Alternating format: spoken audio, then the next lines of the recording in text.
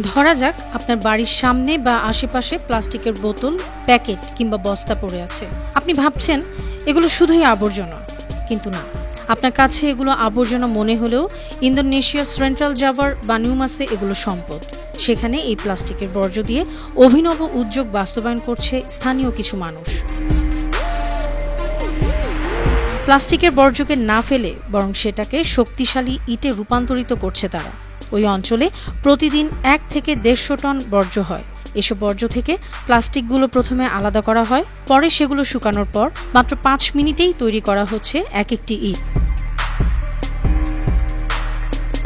ইটের কারখানার কর্মীরা জানিয়েছেন তারা বর্জ্য থেকে প্লাস্টিক ও অপ্লাস্টিক আলাদা করেন, তারপর সেগুলো শুকিয়ে ইট তৈরির জন্য প্রস্তুত করেন, আর মাত্র 5 মিনিটেই একটি ইট তৈরি করেন তারা।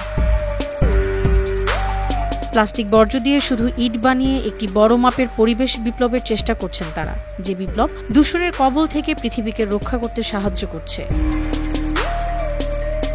এই প্রকল্পটি বিশ্বের অন্যান্য দেশগুলোকেও পথ দেখাচ্ছে, প্রমাণ করেছে যে প্লাস্টিক শুধু পরিবেশ দূষণ করে না, প্লাস্টিক বর্জ্য দিয়ে টেকসই বাড়িও নির্মাণ করা যায়। News desk, 52 TV.